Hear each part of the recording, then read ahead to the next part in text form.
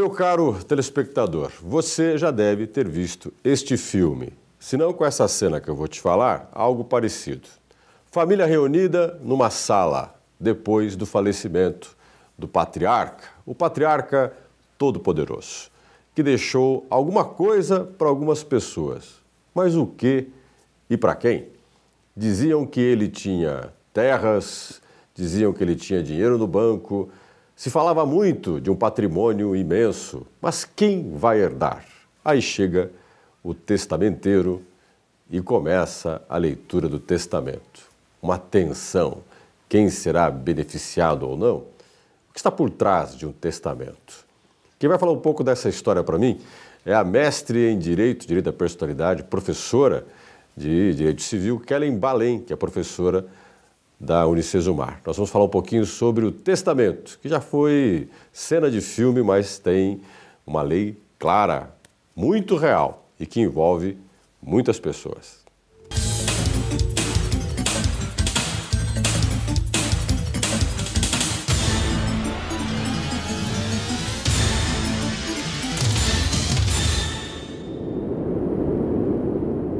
Como vocês acabaram aí na nossa abertura de ver e ouvir, nós vamos falar hoje do testamento. Testamento que já foi aí tema de livros, tramas, filmes. Para começar um bom filme de suspense, né, é bom começar por um testamento. Agora, a Kellen, antes de mais nada, seja bem-vinda ao Entendendo Direito. A Kellen, que é mestre em Direito da Personalidade, professora do Unicesumar do curso de Direito. Kellen, bem-vinda ao Entendendo Direito. Muito obrigada. Kellen, o testamento é uma coisa que a gente deveria se preocupar em fazer. Se você tem vontade de dispor acerca do seu patrimônio para depois da sua morte, sim. E qual o tempo que eu posso fazer? A qualquer momento? A qualquer momento, a partir dos 16 anos, entende-se que existe a capacidade de testar. Então, se eu tiver 18 anos? Pode testar. Engraçado que levaria uma pessoa com 18 anos a fazer o testamento, né? Às vezes, a existência de patrimônio, né? E inexistência, por exemplo, de descendentes. Agora, o juízo para fazer, você colocou um dado interessante. 16 anos, alguns dos nossos telespectadores podem dizer assim, é muito novo. Mas algumas pessoas, quando se fala em testamento, se pensa numa pessoa no fim da vida, na terceira idade, com 80, 85. Nem sempre no juízo perfeito. Como é que é essa situação, Karen? Um dos requisitos indispensáveis para testar é estar em juízo perfeito. Existe alguma coisa que a gente possa medir esse juízo perfeito? Na verdade, existe a possibilidade de se precaver com declarações de que a pessoa, ao tempo do testamento, está lúcido, está em perfeito juízo, está com discernimento completo. Então, e no profissional, por exemplo, que ateste isso? Isso. E num profissional que ateste, às vezes o próprio tabelião, em uma situação ou outra, ele toma essa precaução de requisitar a um médico, pedir àquele que vai fazer o testamento que forneça esse documento de que a pessoa está em perfeito estado de saúde. Bom, quando eu penso no testamento, que eu estava imaginando agora, você estava falando, sentar e fazer o testamento. Eu imagino que você estava fazendo uma cena, abrimos o Entendendo o Direito de hoje falando de uma cena de filme. Eu imagino você sentado na sua escrivania, numa mesa, com um papel e pensando nas pessoas. Quando você, fulano sempre teve importância para mim de tantos por cento, vou deixar tantos por cento para ele. Você vai quantificar um pouco isso. A pessoa faz de próprio punho. O testamento é essa coisa de escrever um papel e no final assinar? Então, depende da forma de testamento. Hoje, os testamentos ordinários, nós temos 3 formas, sem contar o codicilo. Esse ordinário é esse de você em próprio punho? Não, ordinário quer dizer qualquer pessoa pode fazer sem estar em uma condição especificada pela lei. Nós temos os testamentos chamados ordinários e temos os testamentos denominados especiais. O especial é naquele que você tem que fazer por uma determinada condição. E o ordinário é você que... O especial, ele tem uma condição específica que ele vai ser feita. Estar a bordo de um navio, estar em uma aeronave, estar em uma guerra. Então, aí você... Isso depois a gente conversa. Mas os testamentos, da visão de você estar numa escrivania, você está falando de uma modalidade de testamento ordinário. Quais são? São 3. É isso, público, particular e cerrado.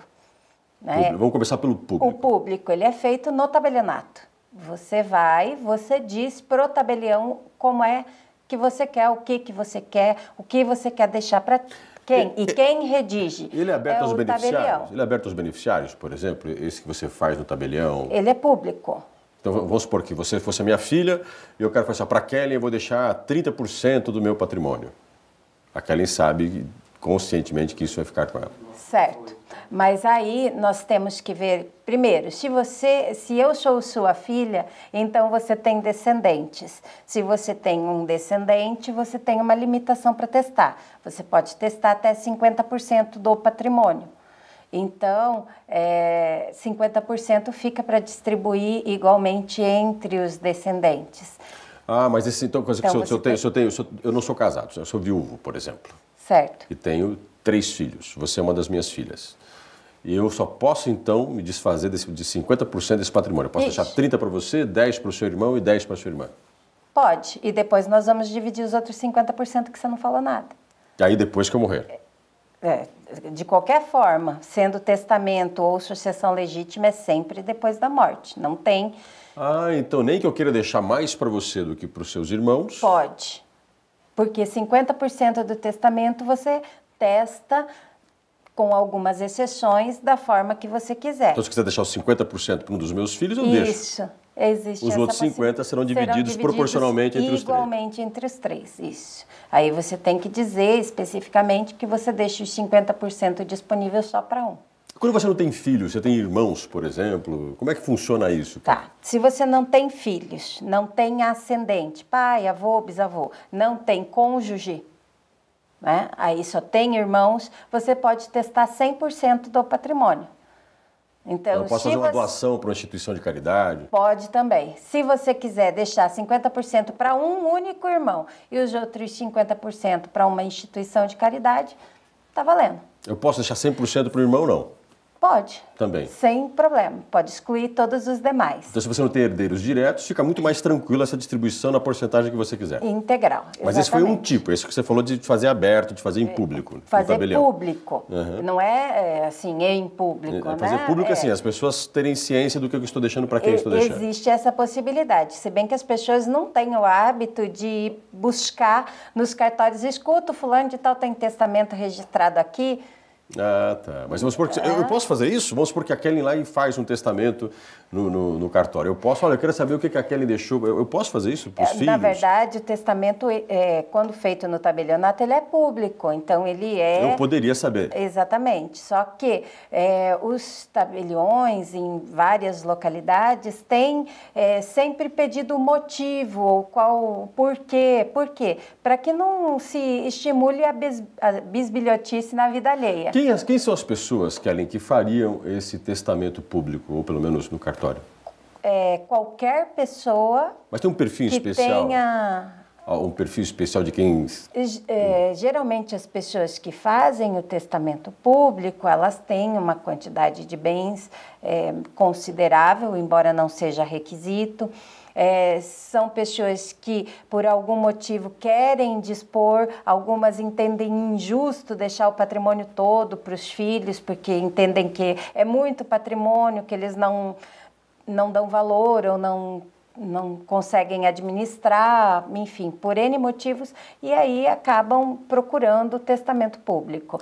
E um dos grandes motivos que leva à procura do testamento público é que, de certa forma, ele é mais seguro em termos de invalidade. Ou seja, de invalidar as deixas testamentárias ele é mais respaldado. Ele é mais respaldado, ele tem o acompanhamento do tabelião, que tem uma noção, e ele pode também ser assessorado por um advogado. Kellen Balen está conversando comigo sobre o testamento. Conversa fantástica. Esse foi o primeiro, né, do ordinário, que está conversando, de um tipo de testamento ordinário. Daqui a pouco a gente vai continuar falando disso. Né? Daqui a pouco a gente volta conversando com Kellen Balen, que é mestre em Direito, professora do Unicesumar. Daqui a pouco a gente volta.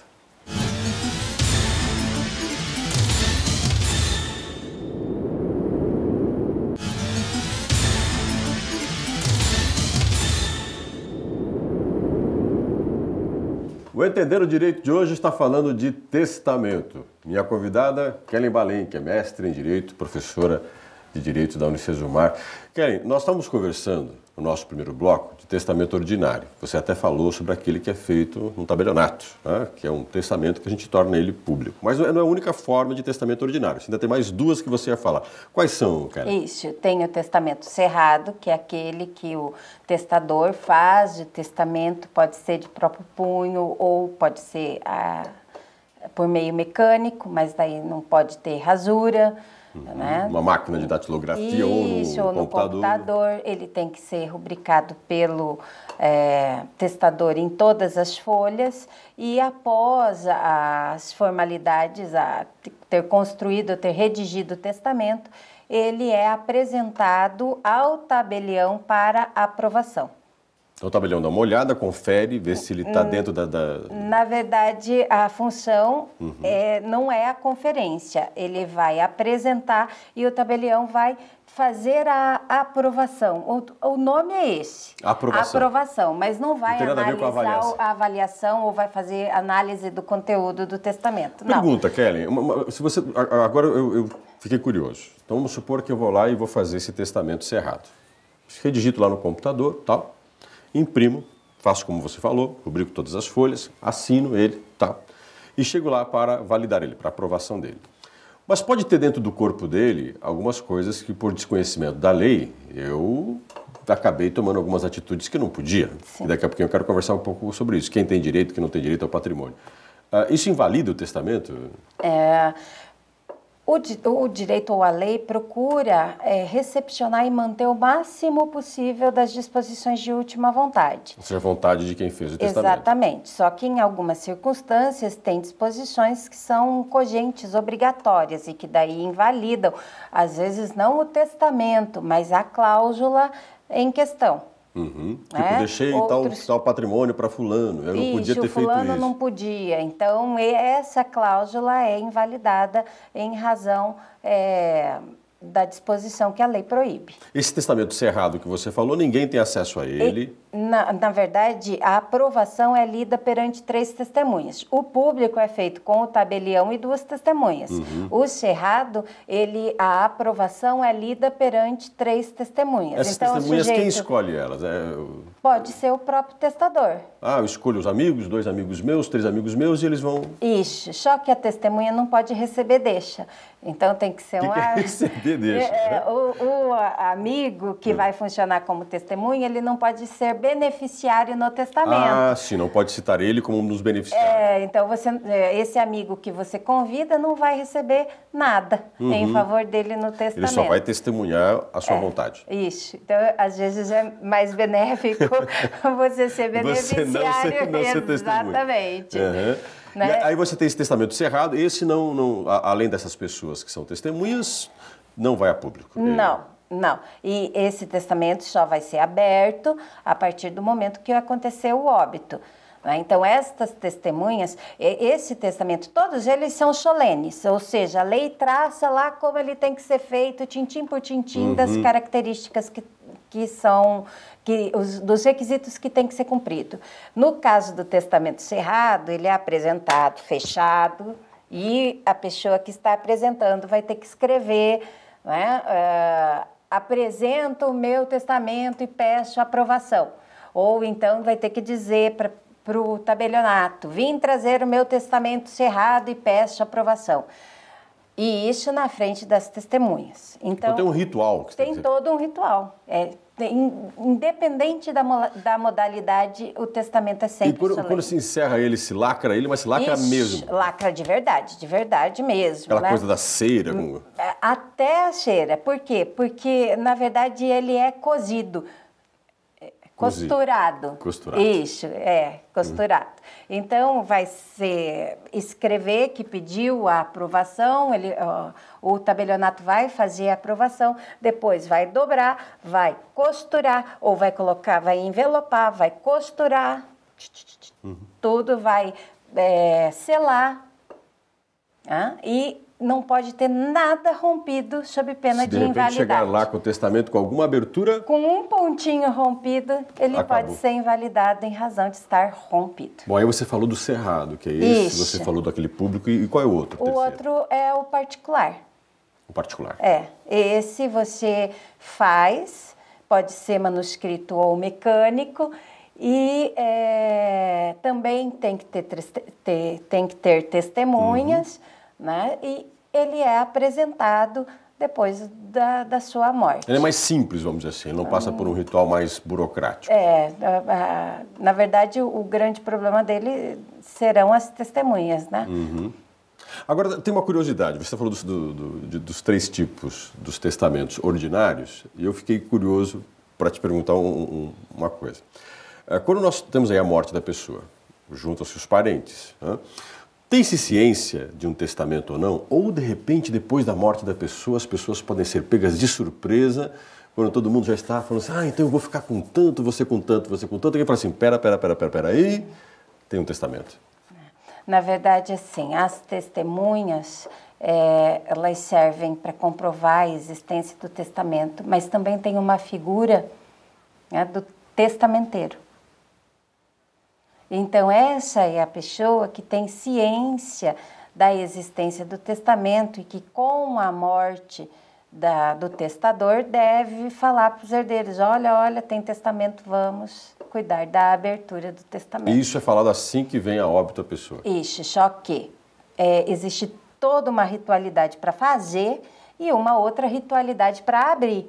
Então, o testamento público, o testamenteiro vai pedir a minuta impressa no cartório e vai fazer a leitura para os herdeiros e depois, judicialmente, vai pedir o cumprimento daquele testamento. Agora, o testamento cerrado tem toda uma formalidade para abrir. Ele não vai ser aberto para o testamenteiro. Reúne a família, vem cá, vamos. Então, antes de você falar desse ritual, nós vamos para um breve intervalo, porque a conversa é ótima. Né?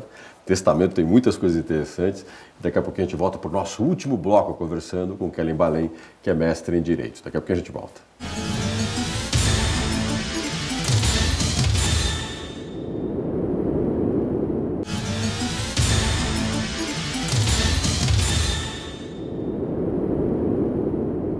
O Entendendo o Direito de hoje está conversando com Kellen Balém, essa figura simpática, falando de testamento. E a Kellen ia começar no nosso segundo bloco, no final do segundo bloco, a falar do ritual de abertura de um testamento. Kellen, como é que é isso? O testamento é aberto? Com quantas pessoas? Quem são as pessoas que podem assistir à leitura desse testamento? Então, a abertura do testamento cerrado é feito judicialmente. Então, ele tem que ir para o fórum lacrado do jeito que ele foi feito.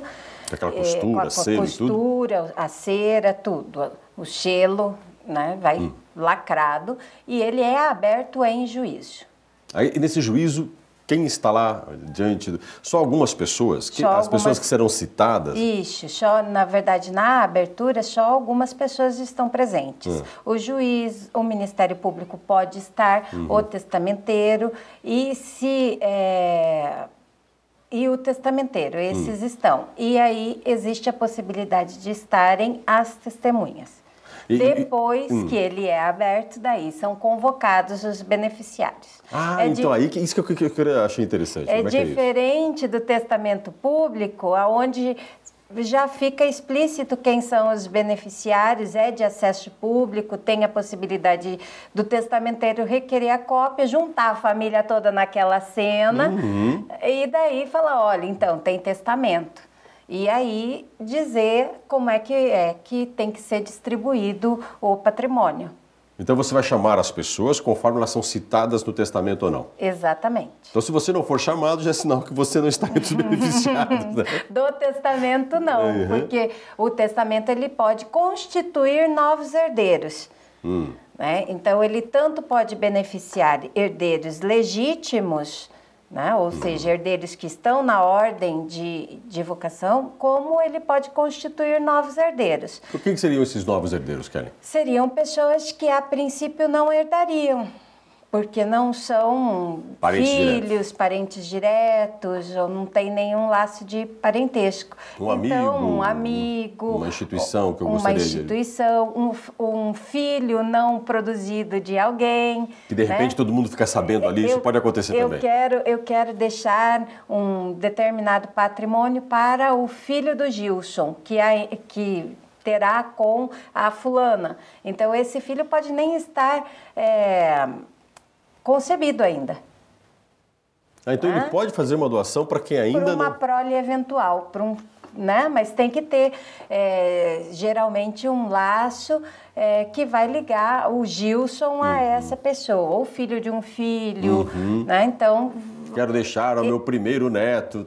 Isso, e aí, que ainda não foi feito. Aí fica todo mundo querendo fazer o primeiro neto para receber o teu... A deixa testamentária. Agora, a gente pode deixar um testamento, Kellen, para vontade? A gente fala muito de testamento, a gente fala de patrimônio. Deixar quantias em dinheiro, deixar imóveis.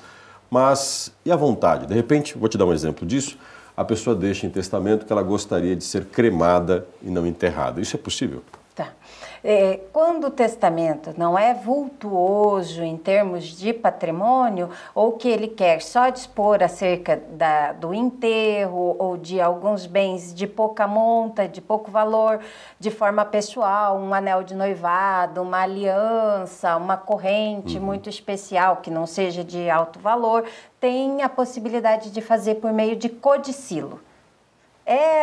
Codicilo, esse é o nome técnico. É uma manifestação de última vontade, é um ato unilateral, ele não tem tantas formalidades, não requer tantas testemunhas e serve justamente para essas situações, para dispor sobre esmolas, sobre deixa de roupas, de joias de pequena monta. Meus bens pessoais, por exemplo. E também para disposições acerca do enterro, do velório. Eu quero que no meu velório tenha não sei quantas coroas e deixo lá um dinheiro reservado. Quero que ele seja feito em tal lugar. Assim. Também, quero um túmulo em tal lugar e já deixa o valor para propiciar Porque não adianta querer e não ter. E não deixar o valor. Para poder pagar. Não é possível exigir dos herdeiros que disponham de valor que eles não têm para cumprir aquela disposição de enterro. Então, eu não posso querer uma vontade em cima do dinheiro do outro. Então, quando a gente manifesta essa vontade com relação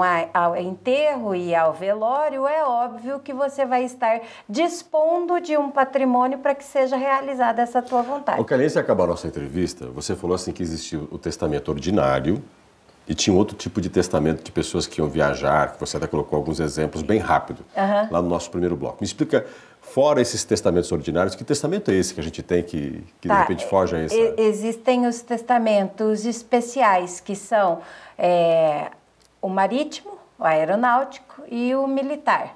Então, a pessoa está viajando e a bordo de um navio e tem um problema e não sabe se o navio vai chegar, se ele vai chegar vivo até o próximo porto, onde ele pode descer e fazer o testamento pela via ordinária. Então, ele pode fazer esse testamento para o comandante do navio.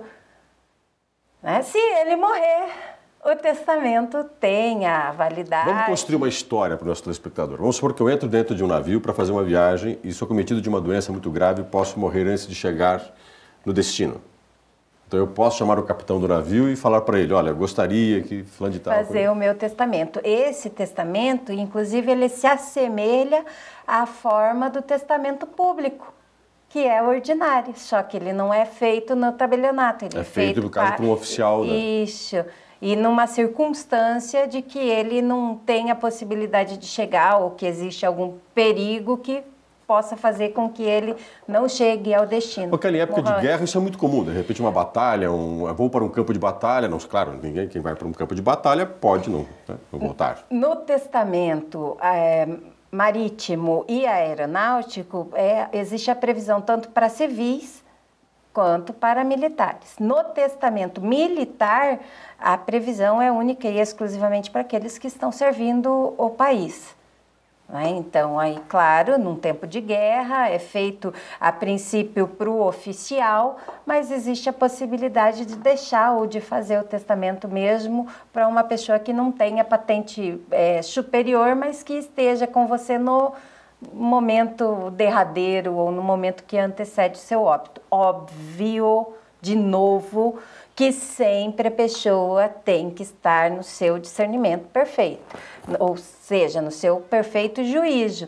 Não há possibilidade de validar uma deixa testamentária onde a pessoa não tenha juízo ou não esteja com o seu juízo perfeito. Kellen Balen conversou comigo sobre testamento. Essa pessoa super simpática e um tema que pode parecer para algumas pessoas não muito interessante, mas você viu como se pode discutir muito o testamento e os vários aspectos que ele tem. Essa é a função do Entendendo Direito, né? Te dá a capacidade de poder compreender algo que está ao seu alcance, que a justiça, que a nossa norma permite e que talvez seja de seu interesse. Kellen, muito obrigado pela sua presença no Entendendo Direito. Obrigada a você, Gilson, pelo convite.